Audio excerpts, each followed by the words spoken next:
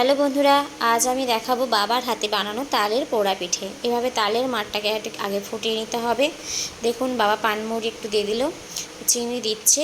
আপনারা যেমন চিনি খাবেন তেমন পরিমাণ মতো চিনি দেবেন।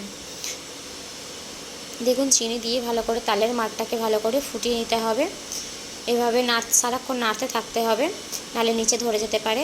এবার দিয়ে দিচ্ছি বাদাম গুঁড়ো। নাড়ানো বন্ধ করবেন না, নাহলে তালের মাঠটা নিচে ধরে যেতে পারে। এবার অল্প অল্প করে চালের গুঁড়ো দিয়ে ভালো করে নাড়াতে হবে।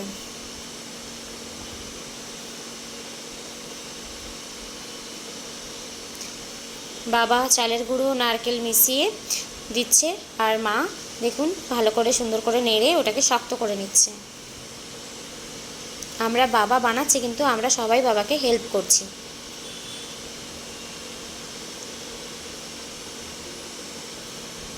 কাঠের উনুনে যেভাবে করছে দেখতেই পাচ্ছেন। কাঠের উনুনে এটা করলে খুবই সুন্দর খেতে লাগে। তো দেখুন বাবা মা কিভাবে এই চালের গুঁড়ো দিয়ে পিঠেটা বানাচ্ছে। দেখুন কি সুন্দর তালের মাড়ের সাথে চালের গুঁড়ো দিয়ে শক্ত করে নিয়েছে। এভাবে নাড়িয়ে নাড়িয়ে পুরো নিচ থেকে ওপর পর্যন্ত নাড়িয়ে নাড়িয়ে ভালো করে শক্ত করে নিতে হবে।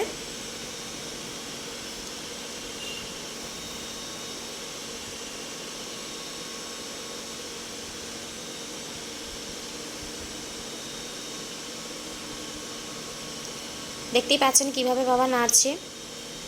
এভাবে বারবার করে নাড়িয়ে ওপর থেকে নিচ এবং নিচ থেকে ওপর এভাবে ভালো করে নাড়িয়ে শক্ত করে নিন। দিয়ে এরপরে কলা পাতা চাপা দিয়ে সুন্দর করে ঢাকা দিয়ে দিতে হবে। এবং আপনারা একটা কলা পাতা দেবেন না, তাতে কলা পাতাটা পুড়ে গেলে ওটাতে লেগে যেতে পারে। এভাবে যেভাবে দিচ্ছে দেখতেই পাচ্ছেন, 3-4টে পাতা পর পর এভাবে দিয়ে ভালো করে ঢাকা দিতে হবে। দিয়ে দেখুন এই যে কয়লাটা নিচ থেকে বের করছে, উনুন থেকে বের করে কয়লাটা দিয়ে ওপরে চাপা দিচ্ছে। এভাবে ভালো করে কয়লাটাকে কয়লার আগুনটাকে ভালো করে ছড়িয়ে দিতে হবে, যেটা আমরা বলে থাকি কাঠ কয়লা। এই কাঠ কয়লা ওপরে দিয়ে সুন্দর করে চারিদিকে ছড়িয়ে দিতে হবে, যাতে আগুনটা চারিদিকে পায়।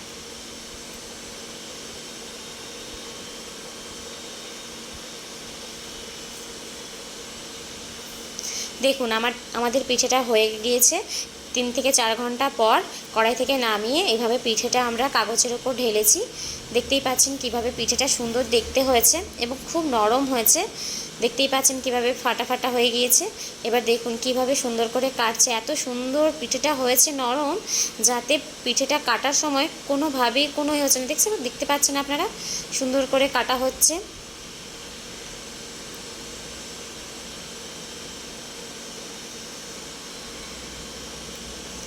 এই পিঠেটা খুবই স্পঞ্জি ও খুব নরম হয়।